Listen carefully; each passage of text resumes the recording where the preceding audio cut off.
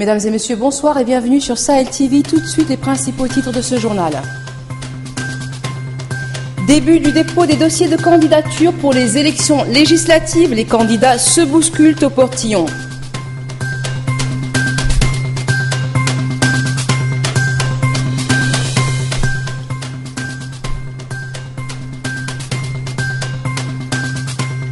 L'armée mauritanienne et des gardes-côtes espagnols ont lancé les recherches des 27 migrants sénégalais disparus dans la zone désertique au nord de la Mauritanie.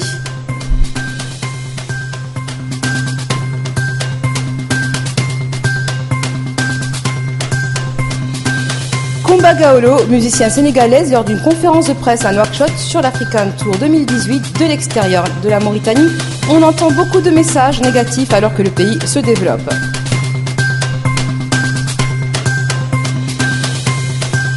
Et je vous le disais donc tout de suite dans les titres, le dépôt des dossiers de candidature pour les élections législatives a commencé hier à 0h pour s'étaler sur 10 jours.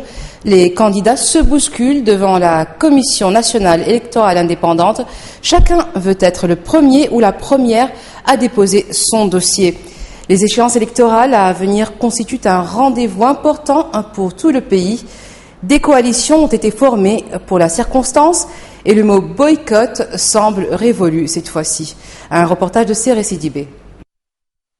Parmi ces visages, il y a assurément des futurs représentants du peuple, des députés en l'occurrence. Ces hommes et ces femmes ont été choisis par leur formation politique. Ils sont venus déposer leur dossier de candidature à la Commission nationale indépendante, la CENI, en vue de participer aux élections législatives de septembre prochain. Je suis candidate de la lutte nationale des femmes, du parti Justice et Démocratie. Je suis venue aujourd'hui pour déposer mon dossier de candidature. À présent, il n'y a pas beaucoup de monde, contrairement à hier soir. Du côté de la Commission électorale nationale indépendante, on rassure que toutes les dispositions sont prises dans le respect des procédures en vigueur pour faciliter le dépôt des dossiers. Son secrétaire général rappelle ici quelques exigences.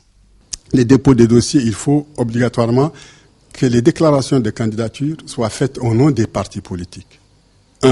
Parce que vous savez que les indépendants, les candidatures indépendantes n'existent pas au niveau des partis, au niveau des municipales, législatives et conseils régionaux. Elles n'existent qu'au niveau de la présidentielle. Il faut que les candidats se présentent devant les représentants de la CENI et qu'ils signent devant leur nom. Et que la caution versée au Trésor soit jointe au dossier de candidature. Les échéances électorales de septembre, législatives, communales et régionales, constituent un défi pour le peuple mauritanien. Cette fois-ci, la participation de la quasi-totalité des partis politiques est effective. Parce que l'élection qui se présente, ça va poser plutôt un autre grand problème, c'est celui du problème de la prolifération extrêmement importante des candidats, dans la mesure où les 105 partis vont apparemment déposer au moins des candidatures, des listes candidates pour les élections législatives à Nouakchott et les élections nationales, la liste des femmes et l'élection nationale, et ça va poser un problème matériel d'organisation. L'engouement est donc total pour les élections de septembre. Au sein de certaines formations politiques, le choix porté sur certaines personnes pour les législatives, les municipales et les régionales a créé des frustrations et s'en est suivi des contestations. Forcément, les choix vont faire des mécontents et ce sont ces mécontents-là qui protestent et c'est une situation, je pense, qu'elle est normale. Dans aucun parti, les élections, en tout cas les candidats aux élections ne sont consensuels à 100%. Ces mouvements d'humeur sont caractéristiques du jeu politique. Ils montrent tout l'enjeu de ces échéances électorales et posent de plus belle le problème de la gouvernance au sein des partis politiques. Et l'enregistrement à distance sur la liste électorale a été lancé hier à Nouakchott. Nouakchott qui compte 18 bureaux à l'intérieur du pays. Des bureaux spéciaux seront ouverts à cet effet. Selon la CENI, cette nouvelle formule vise à faciliter l'inscription devant le citoyen, d'autant plus que cette année, les délais d'inscription sont jugés très courts. Mais seulement certains partis de l'opposition fustigent cette formule, indiquant qu'elle ouvre la voie à la fraude. Hier, sur notre chaîne Sahel TV, le Gourmou Abdoul, premier vice-président de l'UFP et membre du FNDU, a critiqué vertement l'enregistrement à distance. Ce soir, nous donnons la parole à la CENI sur le sujet. Nous avons ouvert cette possibilité pour permettre aux citoyens mauritaniens de pouvoir s'inscrire à partir de là où ils sont, tout en continuant leurs activités normales. Et le jour J, ils auront voté dans l'endroit qu'ils auront choisi. Cela fera de l'économie pour eux et également, ça permettra également de faciliter les choses. Nous sommes conscients de l'importance de la mission qui nous a été confiée et nous devons traiter les Mauritaniens tous de la même manière. Et les Mauritaniens, ce qu'ils veulent, c'est qu'on répartisse entre eux la justice. Tout ce qu'on peut leur donner, c'est de faire une répartition équitable de la justice. Mettre tout le monde dans les mêmes conditions et permettre à tout le monde de pouvoir jouir des mêmes avantages et des mêmes obligations. Et 4 jours après que la marine mauritanienne ait secouru 125 migrants sénégalais qui avaient tenté en vain d'atteindre les côtes espagnoles, ce sont 27 autres migrants sénégalais qui ont été portés disparus la nuit dernière dans la zone désertique au nord de la Mauritanie. L'armée mauritanienne et des gardes-côtes espagnols ont lancé les recherches. Les 27 faisaient partie d'un groupe de 102 migrants qui avaient quitté mercredi le village sénégalais de Djifer, près de Joal, pour rejoindre l'Espagne. À bord d'une embarcation de fortune en mer, les migrants avaient perdu la route de l'Espagne. Ils n'avaient plus rien à manger. Durant 3 jours, ils ont réussi à accoster dans une zone désertique dans le nord de notre pays, lieu où les 27 ont disparu. L'armée mauritanienne a secouru les 75 migrants rescapés. Ils ont été accueillis à Nouadhibou par les autorités administratives et militaires. 20 des migrants, dont 2 filles, ont dû être hospitalisés. Les concertations périodiques entre la Mauritanie et les partenaires techniques et financiers organisés chaque trimestre ont débuté hier à Nouakchott.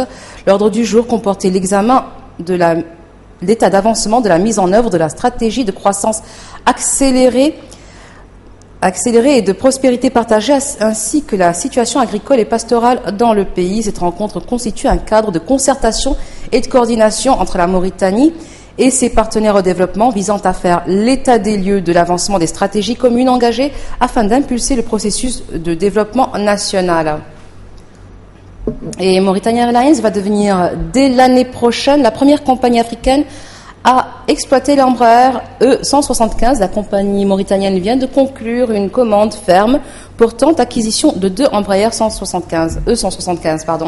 L'annonce a été faite par le constructeur brésilien Embraer hier à Londres à la faveur du salon aéronautique de Farnborough à Londres, donc qui a ouvert ses portes depuis lundi. Le contrat d'une valeur de 93,8 millions de dollars américains au prix catalogue sera inclus dans le carnet de commandes d'Embraer pour le 3e trimestre 2018. Les 2 avions qui seront configurés en 76 sièges biclasse entreront dans la flotte de Mauritania Airlines courant 2019. Mohamed Radi Bennahi, PDG de Mauritania Airlines, a indiqué que l'acquisition de ces avions fait partie du processus de modernisation de notre flotte.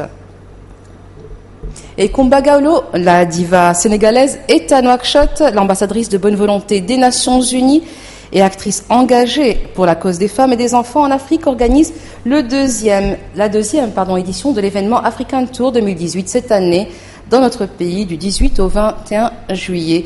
Le programme d'activité en partenariat avec des organismes des Nations Unies a pour thème principal l'autonomisation des femmes et le dividende démographique au Sahel. L'artiste sénégalaise a tenu aujourd'hui une conférence de presse pour camper l'importance de l'événement. Nous l'écoutons. Pourquoi l'autonomisation de la femme et le dividende démographique au Sahel? C'est très simple. Cela entre d'abord dans le cadre de la promotion du programme SWED, dans le cadre de la campagne régionale de promotion du programme SWED, mais tout simplement parce que nous avons jugé utile à ce 21e siècle d'aider la femme à avoir son autonomie, son indépendance, de travailler davantage, de développer davantage l'entrepreneuriat et le leadership féminin. Parce que nous trouvons en Afrique que les femmes sont très courageuses, elles sont très dynamiques, elles sont très engagées, mais sans de l'autonomie financière, sans de l'autonomie en termes d'action, sans de l'autonomie en termes de disponibilité ou en tout cas de liberté d'action, elles ne pourront pas y arriver. C'est la raison pour laquelle ce programme met en priorité l'autonomisation de la femme pour une manière de faire la promotion davantage de l'entrepreneuriat et du leadership féminin, une manière de donner à la femme beaucoup plus comment dirais-je, de coups des franges pour travailler. Et la musicienne sénégalaise a par ailleurs livré ses sentiments alors qu'elle retrouve la Mauritanie 5 ans après sa première visite à Nouakchott pour l'African Tour 2013. Retour à Kombagaolo. La Mauritanie est un pays où il y a beaucoup, comme tous les pays d'ailleurs, de l'extérieur, vous entendez beaucoup de messages négatifs. Et très sincèrement, quand je suis arrivée et que j'ai vu le nouvel aéroport, et que j'ai vu tout au long de ce nouvel aéroport des lampes solaires, j'ai dit mais c'est génial. Les autorités travaillent. C'est un pays développé. Le pays commence à se développer.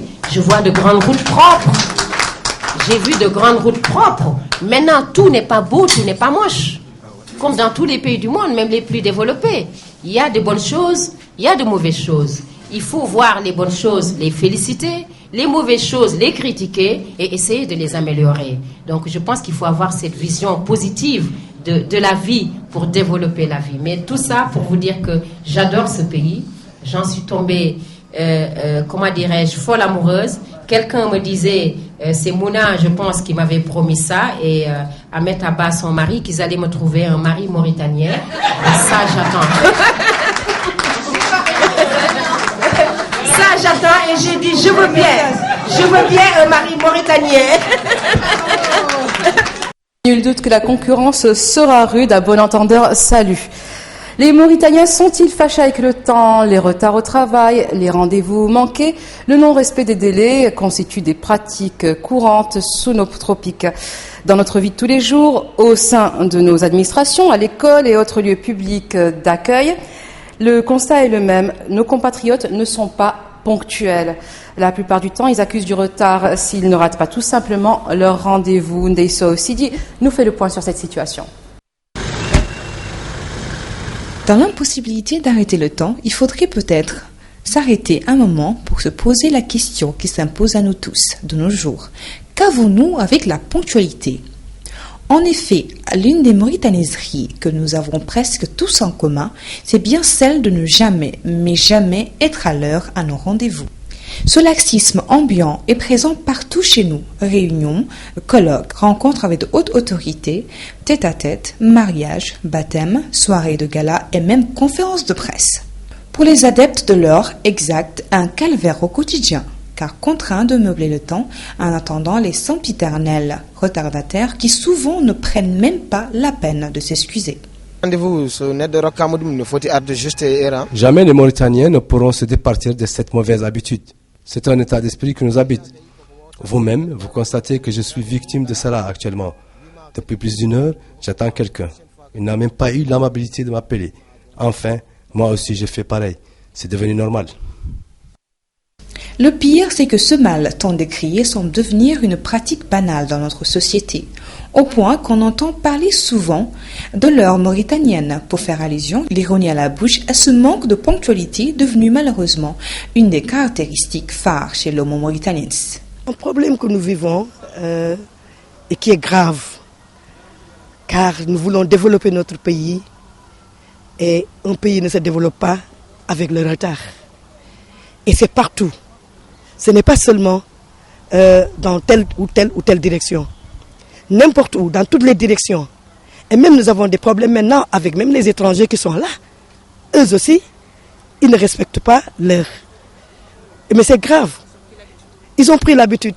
Et je me suis dit donc que c'est un phénomène mondial. Venir en retard ou sécher les rendez-vous est devenu malheureusement une habitude chez les Mauritaniens qui doit, à mon avis, se référer d'abord à la morale islamique pour bien comprendre que le respect de l'heure a été à plusieurs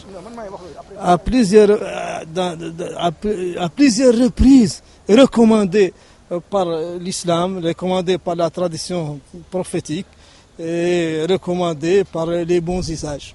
Pourtant, ce fait symptomatique et agaçant dans notre société fait perdre énormément d'argent lorsqu'on sait que le temps, c'est de l'argent. Et nous passons maintenant à l'actualité internationale. Des parlementaires des 5 pays membres du G5 Sahel ont rencontré leur homologue européen hier à Niamey. Les présidents des parlements du Niger, de la Mauritanie, du Tchad, du Mali et du Burkina y ont travaillé à la mise en place prochaine d'une assemblée interparlementaire du G5 Sahel, un organe de contrôle démocratique de la gouvernance du G5. L'objectif est d'améliorer l'orientation stratégique de l'organisme mis en place par 5 États sahéliens dans le cadre de la lutte contre le terrorisme. Au-delà de l'amélioration de l'orientation stratégique du G5 Sahel, l'organe créé qui regroupe les parlements des 5 pays membres, aidera dans l'appropriation par les populations des États membres des objectifs de l'organisation pour répondre aux défis, notamment sécuritaires, auxquels fait face la région sahélo-saharienne.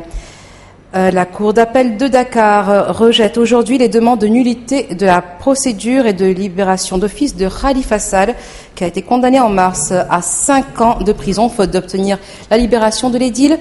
Les défenseurs de Khalifa Sall ont fait part de leur intention d'exercer les voies de recours prévues par la loi pour réparer ce qu'ils considèrent comme la violation des droits de leurs clients par la Cour d'appel. Plus de détails avec Hamaoula Diagana. De l'audience et sans que les avocats ne plaident, la Cour a rejeté la demande d'arrêt de la procédure et la libération d'office de Khalifa Ababakar Sall. Celle-ci avait été formulée par les avocats de la défense suite à l'arrêt de la Cour de justice de la Communauté économique des États de l'Afrique de l'Ouest, CEDEAO, rendu le 29 juin dernier, estimant que les droits de Khalifa Sall à un procès équitable avaient été violés en première instance. Il convient de rappeler que les décisions de la CEDEAO n'interviennent pas dans les procédures nationales, a tranché le juge Demba Kandi pour justifier son rejet. Les avocats de l'État se réjouissent. On ne me surprend pas. Je m'y attendais. Parce que franchement, le droit a été dit et très bien dit par la Cour qui a motivé sa décision et qui a lu sa décision de A à Z pour que nul n'en ignore. L'arrêt de la CEDEAO, qu'on a brandi Urbi et Orbi, n'a aucune incidence sur la procédure en cours. L'arrêt de la CEDEAO ne dit pas qu'il faut libérer Khalifa Sall. C'est clair, net et précis. La déclaration du magistrat a immédiatement provoqué des mécontentements dans les rangs du public venu soutenir le maire de la capitale. Tout aussi indignés, les avocats de Khalifa Sall et de ses coprévenus ont dénoncé une décision scandaleuse.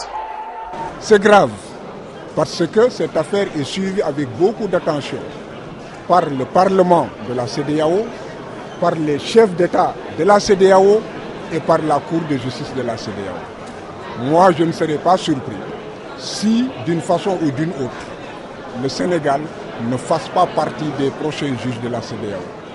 Parce qu'en vérité, c'est une insulte envers la communauté. La sentence de ce mercredi ne signifie pas nécessairement la fin de la longue procédure judiciaire. Le maire continuera donc de purger à la prison de Rebeuss où il bénéficie d'une cellule individuelle ses 5 ans de prison, sa condamnation en première instance, en attendant la décision en appel. Et ce 18 juillet, l'Afrique du Sud célèbre le centenaire de Nelson Mandela 5 ans après sa mort. Une pièce d'or et plusieurs billets de banque commémoratifs à l'effigie du premier président noir de l'Afrique du Sud vient d'être lancé dans la nation arc-en-ciel. À Johannesburg, Barack Obama était le premier orateur du discours annuel de la Fondation Mandela. Et à Nouakchott, l'Assemblée nationale a également célébré cet événement majeur. Cyril Sidibiété, voici son compte-rendu. Le choix a été porté cette année sur Barack Obama, ancien président des États-Unis, pour prononcer le discours de la célébration du centenaire de la naissance de Mandela, le premier chef d'État de l'Afrique du Sud. Chaque année, la Fondation Mandela confie en invité de prestige le soin de prononcer un discours à l'occasion de l'anniversaire de Madiba, né le 18 juillet 1918 et décédé le 5 décembre 2013. Après 27 ans passés dans les geôles de l'Afrique du Sud, raciste et ségrégationniste, Mandela, icône mondiale de la lutte contre l'apartheid, était devenu le premier président démocratiquement élu de l'Afrique du Sud en 1994, poste qu'il a conservé jusqu'en 1999. Nelson Mandela et Barack Obama ne se sont rencontrés qu'une seule fois en 2005 à Washington, mais éprouvant une admiration réciproque, indique-t-on. Plusieurs autres personnalités, dont l'ancien président des États-Unis Bill Clinton et le milliardaire et philanthrope américain Bill Gates, ont déjà prononcé le discours annuel de la Fondation Mandela. La Mauritanie a pour sa part célébré avec anticipation le centenaire de la naissance de Mandela. C'était lors du 31e sommet de l'Union africaine, en sanctuarisant une avenue au nom du leader emblématique de l'ANC pour magnifier son combat pour la justice, pour la démocratie et pour le droit des Noirs sud-africains. Et voilà, ce sera tout pour aujourd'hui. Voici le rappel des principaux titres. Début du dépôt des dossiers de candidature pour les élections législatives. Les candidats se bousculent au portillon.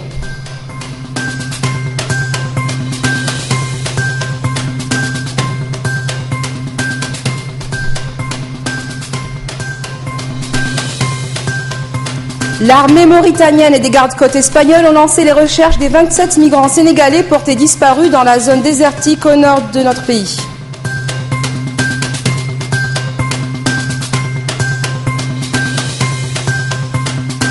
Et Kumba Gawlo, musicienne sénégalaise, lors d'une conférence de presse à Nouakchott sur l'African Tour 2018.